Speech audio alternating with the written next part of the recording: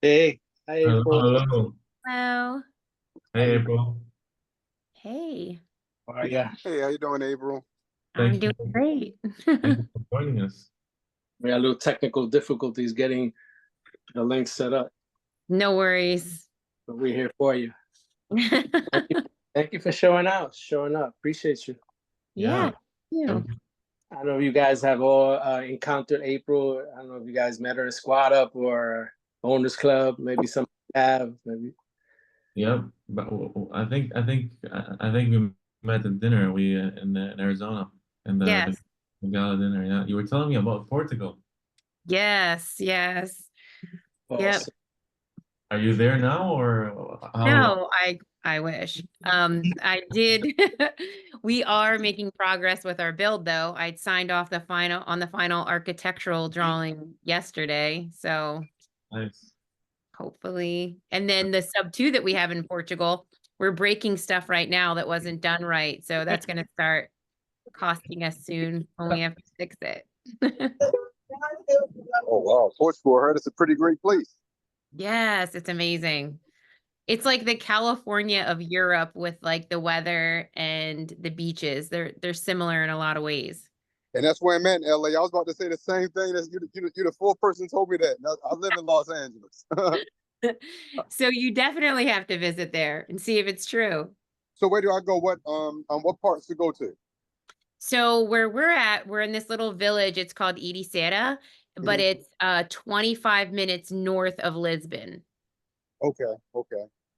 So there's a lot of advantages being close to Lisbon because there's just a lot of access to restaurants, transportation. It's, easy to get around. So it's a cool Lisbon it spot. is. I appreciate it. Yeah, of course.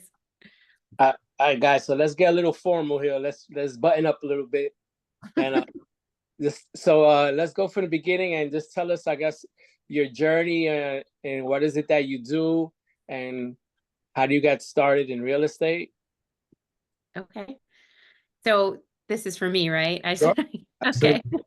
I just This want to make sure I you're wasn't going star out of of the show. You're turn. the star of the show. Okay, thank you.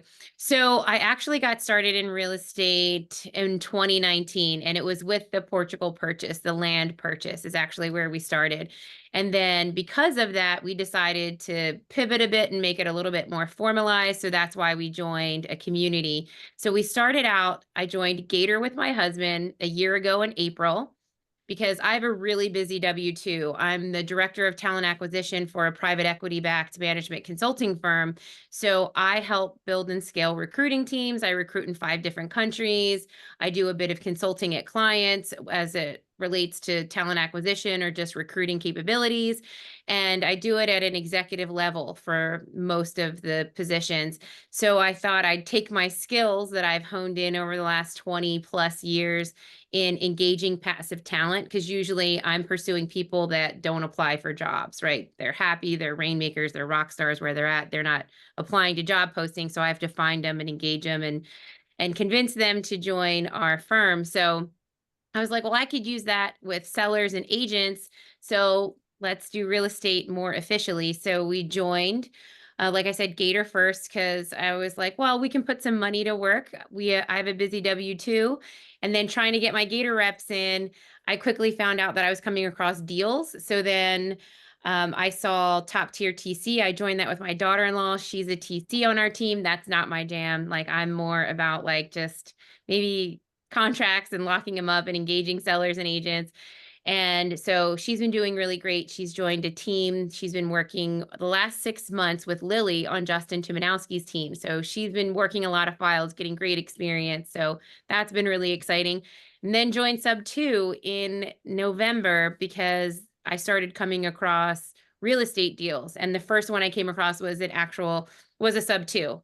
So I was like, well, now I have to learn this. So that's kind of what led me to where I'm at today. I'm currently in the middle of, I'd say a little bit past the middle of a fix and flip, and Pace is my partner on that fix and flip. It's a upscale log cabin in a waterfront community. It's a unique build, a unique flip, and I'm excited. We're focused on getting that done and done well and on time. And that's pretty much it. Any questions? Good, That's guys. incredible. That's so much. That's a lot going on. That's really cool. Yeah. Yeah. I'm really curious. Like, so you started in Portugal. Yeah. Like that's amazing. Like how, like why? I understand you were talking a little bit before this about Portugal, but what led you there? Like, are you from there originally, or like? Because I'm so intrigued by this. No, it was opportunistic. So my brother lived in Southern California for the last 20, 25 years in Vista, Carlsbad area. And most of my family are surfers. Like we have generations of surfers. We're coastal people. And so that's what led him to California. And he's an investment banker and also an interim CFO. So one of the companies that he was the CFO for, they wanted him to move to London. And he was like, no way, there's no waves. I'm definitely not going to London. But Portugal has waves and it's the same time zone. So that was where they agreed upon him to go ahead and move. So he moved there almost 6 years ago. He bought a house on Facebook in Portugal on the expat site. So he got a really sick deal. It used to be a famous Portuguese singer's house, but he gutted it to basically to where it was just legal to still call it. I think he had to leave like one wall or something, but it's basically a tear down. And he was able to identify a really great local contractor there, Portuguese contractor. And then from there, he was able to develop relationships with attorneys and architects. And so over the last like 5 or 6 years, in having those relationships, it's helped us navigate other things in real estate. So the person who we bought his house from owned 3 lots of land neighboring his house, but he wasn't ready to sell them when my brother bought. But my brother said, if you sell those lots of land, I need the first right of refusal because it impacts my view. Where he's at has a beach and ocean view on one side. It's a 10-minute walk to the beach. And then on the other side, there's mountains with a castle in the distance. So it's a really cool spot. And so eventually that person was ready to sell and we were ready to buy. So in partnership with my brother, my husband and I purchased those 3 lots of land. Well, it's 2 lots of land that we made 3, which took a long time, but it's done.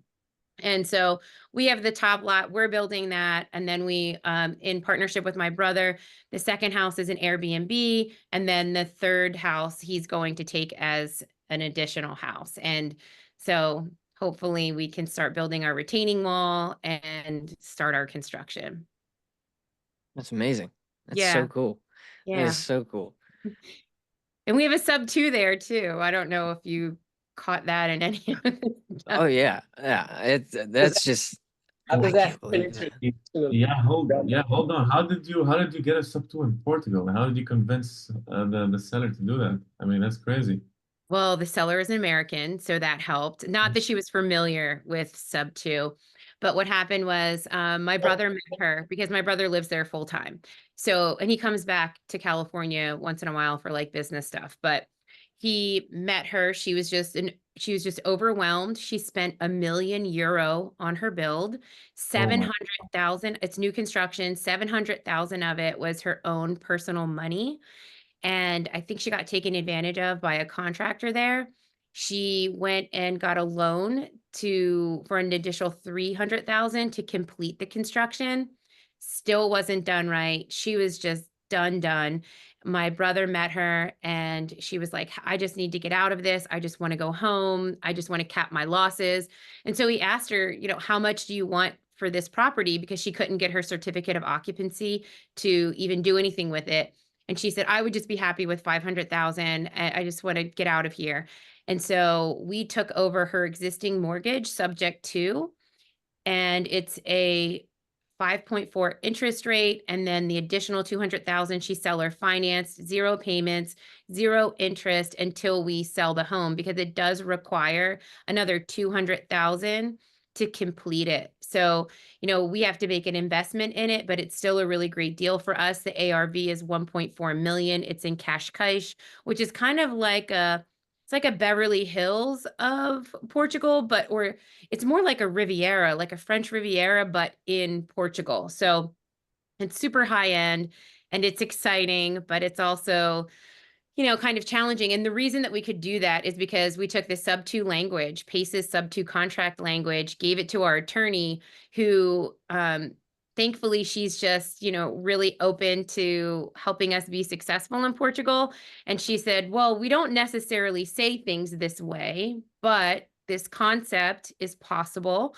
And so drew up some language to where it was legal, but it's still generally the same thing, and executed the documents. So it's technically, we have complete ownership and control over the property at the moment. So that's why we're breaking stuff.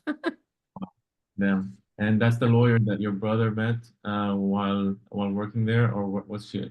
Is she or him also American? No, she's Portuguese, and we met her when we went to purchase the lots of land. So he had a different attorney do his purchase. So the person that he bought all of that land from is the former lead attorney for Procter and Gamble for Europe. Oh, And he's wow. from Switzerland, but he does a lot of real estate investing throughout Europe. He lives in a castle down the street. It's like almost unreal that he lives in this huge castle, but there's castles like kind of all over the place. But because he was an attorney and because he was just really kind of savvy in real estate, he helped us identify her, and she's super smart, is been amazing. You can also be an architect and an attorney at the same time. So she's also our architect. So it's like a one-stop shop. And because she's like generations of attorneys in her town, in Mafra, the region, she has a lot of relationships with the Câmara, which is basically the city hall, to help get permits pass through and overcome any obstacles or challenges. She knows how to navigate things. And if she doesn't, she has resources who can. Yeah. Yeah. Super Yeah, valuable. yeah. Yeah.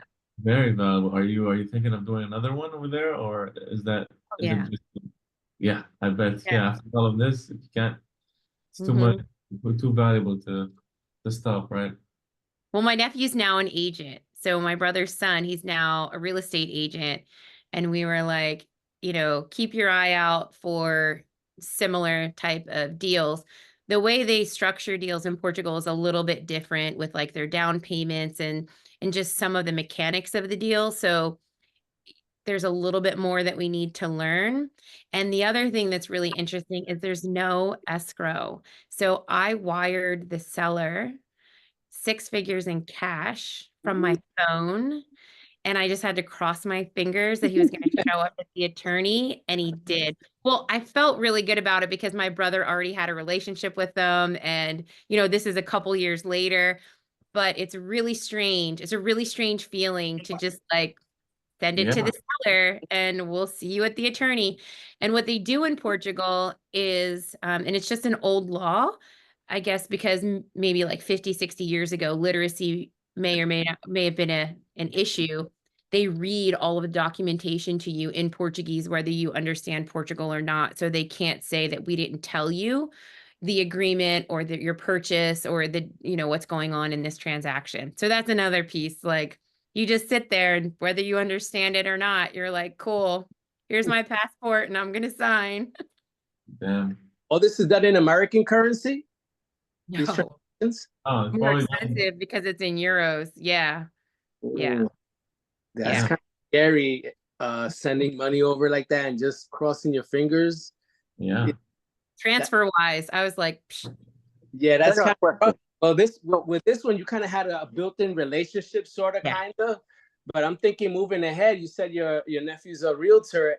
You might not have those relationships moving forward, and that seems kind of, it seems a hurdle that you're gonna have to, I guess, get used to doing and kind of trusting that process. Well, Right? maybe. So it just depends. So if we can do things that are maybe like zero down or little down to where it's not going to be earth shattering. So it depends on, I guess, your threshold of tolerance for risk. So if you're okay with maybe 25 or 50K, that's still a lot of money. Like, no doubt that's a lot of money. But as long as it's not like wrecking our world and devastating, we may take that. And of course, depends on the person, but just their culture in general, people like show up. I'm not saying that there's not criminals everywhere, there are, but it's just kind of not the culture to do that. So, we'll see. That's kind of the norm, let's say, right? So, hey, Yeah. hey, you got to trust their norms, right? And hopefully people are more accountable to just showing, like you said, showing up, right? Yeah. Yeah. Nice, nice. So are you thinking of moving there soon, or I don't remember if we talked about this back in Arizona, but I remember you were saying that you're going there for some time. Yeah, we'll probably do 2 to 3 months at a time because I can only stay there 90 days at a time before I have to come back to the US. My brother is about a year away from his citizenship. So he already took his Portuguese. You have to speak Portuguese fluently. It's like they put you through this 7-day classroom of Zooms, intense, have to be on camera and speak Portuguese really fluently for a week before you can become a citizen. So he was able to do that, but then he still has to wait a year because so many people have migrated to Portugal. So Yeah. he's checked all of his boxes. Now he's just in line for them to say, yes, you're a citizen. So what we were thinking of doing is, because I already have my version of like the Portuguese social security number, it's called a NIF. So I was able to get that. So now I have an address. I can apply for citizenship because dual citizenship in any other country has a lot of value. So I plan on doing the same, but because we have so much going on in the US as well, and we have 5 kids and 3 grandkids, which is crazy to say, but we have that, we have a lot of family here. We'll take most of them with us when we go, but we'll probably only stay 2 to 3 months. Amazing. Yeah, I mean, there's a lot of people that I hear are doing that, especially in Portugal. I mean, I feel like Portugal is becoming the new France or the new Spain because it's everybody's just migrating there from the US, Canada, even from Europe, like the UK or more expensive side of Europe. But because Portugal is cheap, it's cheaper than, the Western countries, mostly Western Europe. And I mean, damn, I've never been there. I've been to Spain and around the area, but the area is it's just beautiful. I don't know if you've been to Madeira, but there's an island called Madeira, a Portuguese island, which is like it's the most surreal place I've ever seen on video. I mean, which is it's crazy, but I plan to go there definitely in the next couple of years because it's just phenomenal. Yeah, it's a beautiful place. And the island that you're talking about, they compare that to Hawaii. They're like, it's the Hawaii of Europe. I haven't been there, but it's certainly on my list. And so is the Azores, because those are also some islands that are like way far out in the ocean. And so they seem really beautiful too. There's so many things to see. It only takes 6 hours to drive the length of the country. And so north, you can consider like Northern California, a lot of wines. There's Porto, the Douro Valley that we've been in. That reminds me of like a Napa and a Sonoma in a way, just different because it's much older, meaning the structures are much older. And then the middle is like Southern California. And I would say the most southern tip that's super close to Africa and it's hot is the Algarve. And that's more like Cancun. I'd say that's like party town Cancun, and it's hot. So they're all very nice, but for different reasons. But I love where we're at, right in the center. Now, Lisbon can be expensive like any major city, but you're absolutely right. Your euro goes a long way. It's almost unbelievable when you get your bill for dinner. It's like we had 8 people out for dinner, something that would have been super expensive, $500, $600, $700. It's like 186 euro. And there were bottles of wine. Like it was just crazy. It was just crazy. It's insane. And everything's fresh. Absolutely. Yeah, the US is just different. Like in that part of Europe, you can just go to a supermarket and buy a very nice wine bottle for like $5, $6, and it's just a whole other place. I think the average rent in Lisbon, I was reading about it, is like 900 or 1,000 euros a month for an apartment for a 1 bedroom in downtown Lisbon, which is, you know, it's crazy. I don't think you can get something like that in like a small town here in Massachusetts. So yeah, not that. And I'm not familiar with the rents in Lisbon, so you're probably right, but I think it's significantly lower than the US. And we also have a restaurant there. We have a Mexican restaurant there. So because there was no Mexican, and so my sister-in-law saw that as like a huge problem, which I do too. It's one of my most favorite cuisines. And so we have a restaurant right in the village in Edie Santa, which is cool. And you know, there's no others like it. And we make everything from scratch. But what's really cool is we get to go next door to the butcher to get the meat, literally next door. And then there's the farmer's market to get all of the fresh ingredients because everything is fresh. Even the one that we had in the US, everything was fresh and organic whenever possible. And then they get their fresh bread every day. They literally shop every 2 to 3 days because nothing really has preservatives. Yeah, I mean, it's food here it's a different standard, right? It's manufactured. It's not cultivated. But yeah, I can imagine. That's crazy. But that's such an American thing to do. Yeah. I was going to ask you about the construction cost, but I guess you already answered that when y'all start talking about the price of everything, like the price of the construction opposed to like Southern California. But man, you hit it with a home run with everything you just said, pretty much. Yeah. I mean, the construction is a bit less expensive, but it's not super different. Well, maybe from Southern California it is, but at least in my area, I live in Delaware. And so our construction costs, they are expensive. I mean, Portugal is less expensive, but they use a lot of concrete and a lot of block. So they use different materials. And because we're so close to the ocean, that, you know, mold is generally an issue. And so there's specialty coatings, there's specialty insulation that we use that are mold resistant and to prevent mold. And they're just a little bit pricier. Now, some of the older buildings don't have that. They're from like, you know, the 1600s, the 70s. Some of them are thousands and thousands of years old. Some of those castles are 5,000 years old, right? So when you look at the real estate there, you'll see literal ruins that they're selling, and it would seem like it's expensive for ruins, but some of the things that you have to come in and do to get it up to par can be a little pricey, but even with the higher end stuff, it's not as much as it is here. Man, so I guess Mykonos and Santorini, you made me feel like I went to the wrong spot because they was a little expensive. So Portugal was, yeah, I had to hit Portugal super soon. So when my house is done, so my personal house, I'm not going to Airbnb, but I am going to like put it out to our community if anybody in here wants to go to it. And because our personal house will be different than the Airbnb. So I will have a house for you to stay in if you want to visit. When is it going to be finished? And I hope it'll be done in the next 9 months. You know, we'll see, because you know, Portugal, they have a lot of holidays, a lot of festivals, a lot of 3-day work week. Their sense of urgency isn't like ours. And I'm in the Northeast, so I feel like we're more like go, go, go, go, go, go, go, go, go. And they don't have that. And I envy their chill, because I'll get frustrated saying, oh my gosh, you've been out of office for a month. But then it's like, you can't get mad at that. Like, they probably have it figured out and we don't. So Yeah.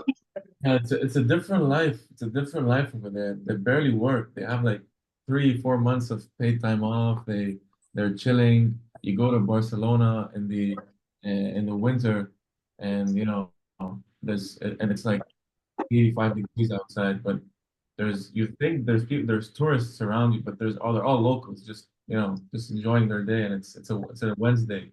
It's an afternoon on Wednesday, but it's just locals. Yeah.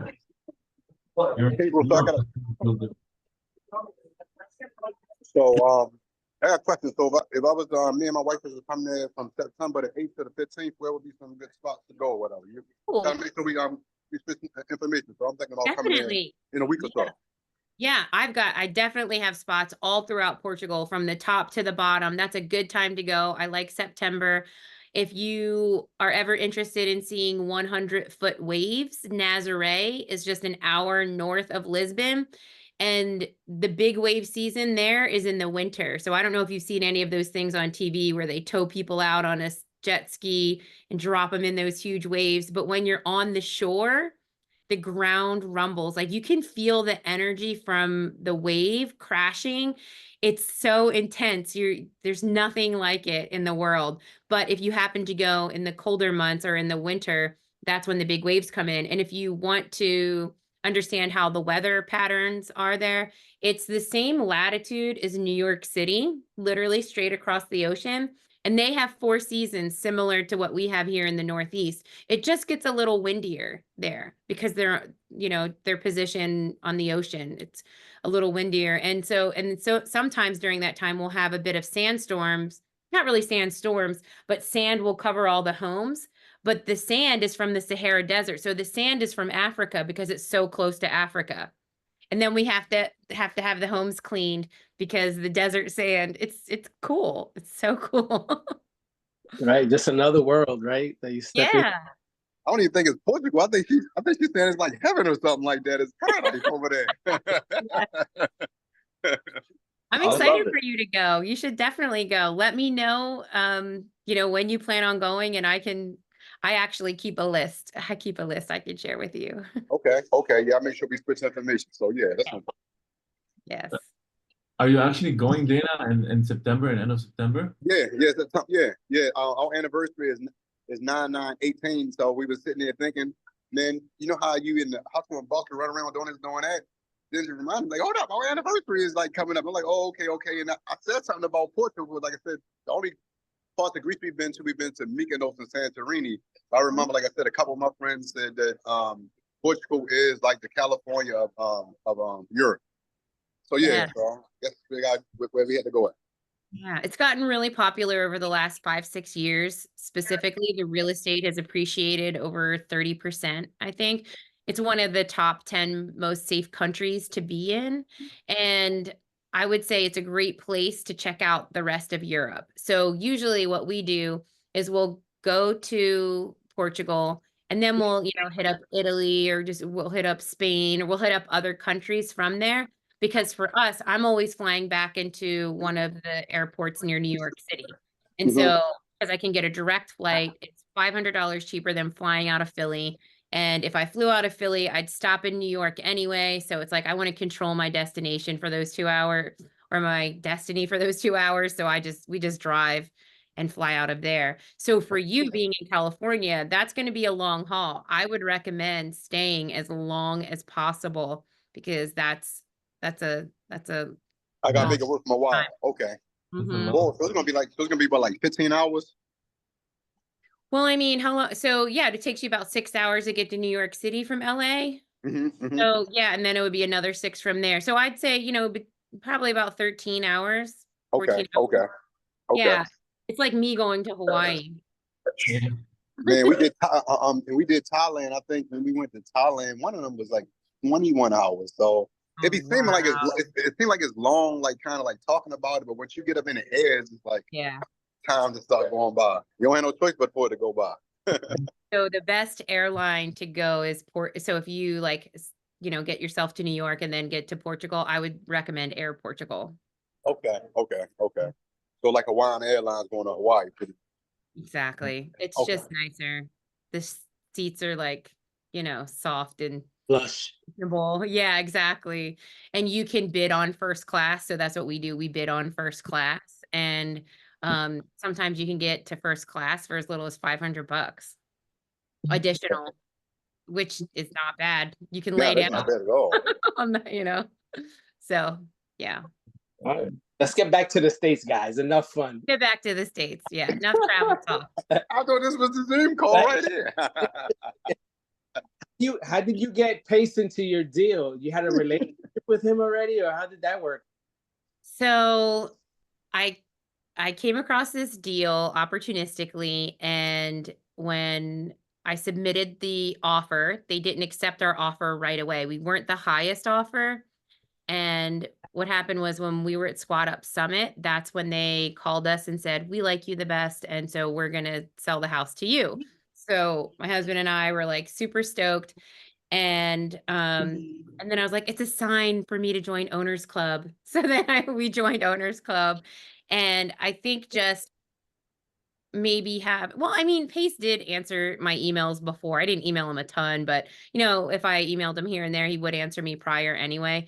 So, I had this deal and we were using a hard money lender, and I've never used a hard money lender before. I've always just funded my own stuff. I just didn't, you know, need to, because I wasn't doing like multiple things. And so the hard money lender was like, well, you don't have any like experience on paper. So we need either, you know, somebody who has experience or somebody to come in as a partner. My husband goes, well, just ask Pace. So I flipped him the deal. He got back to me, and then he said, run it by Bo and Molly. I met with Bo and Molly. Bo was like, we've never done a log cabin. This seems great. Let's do it, because the numbers looked good. So even it was like a 64% ARV after renovations, because I got it at such a deep discount. Wow. Yeah. So, and Bo underwrote it. And what was really cool is like later on, Jamil underwrote the deal too.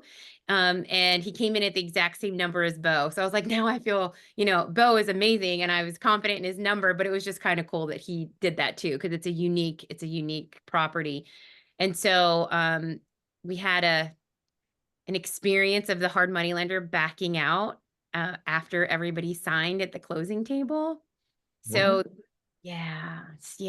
So so they didn't, so Pace is 50% on my LLC. And they were like, okay, we want to see your operating agreement. We want to see your, and I also have a JV agreement, because he came in with 164,000 towards the house. And so they didn't like that Pace was going to hold a silent second. And so I had to change the close of escrow so we could get that all ironed out. Pace and Molly and Bo were like, that's fine. We'll remove that from the JV agreement. And so then they're like, this looks good. We're okay with that. And then they started going down, you know, asking questions about Pace's LLC. They were like, well, who's Laura Morby, and who's this and who's that?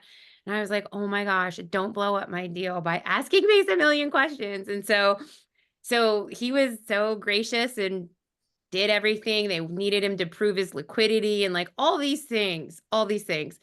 And so we jumped through every fiery hoop, and they're like, okay, we're good now. We're satisfied with these things.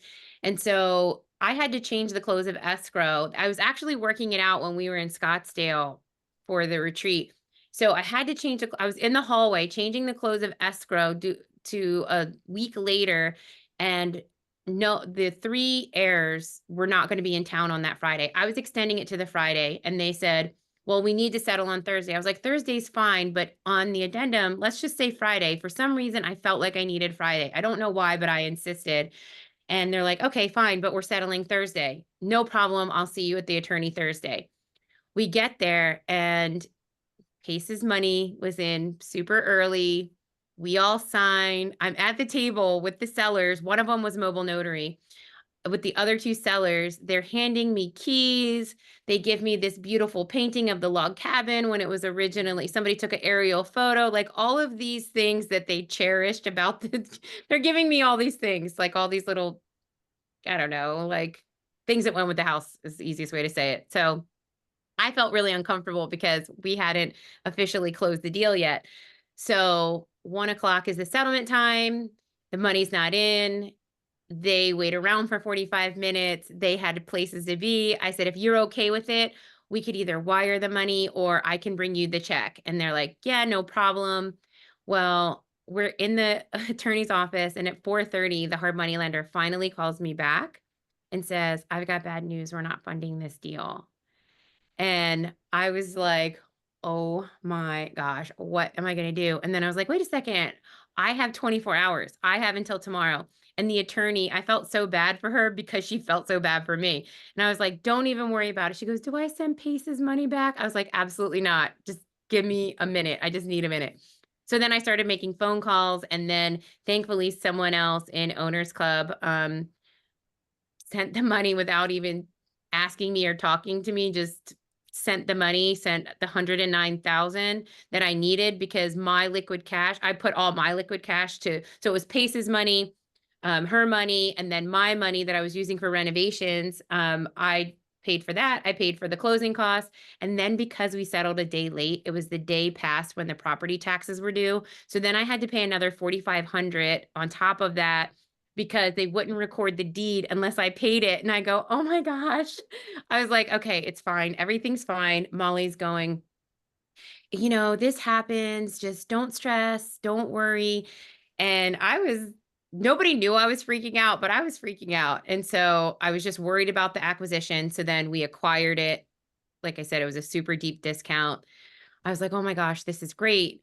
And then I had to raise money for the renovations. And so I was able to do that with the help of friends, got the money for the renovations, and we're about 60, 70% done. But Yeah, the deal yeah. is, but you got it done. That's what's important.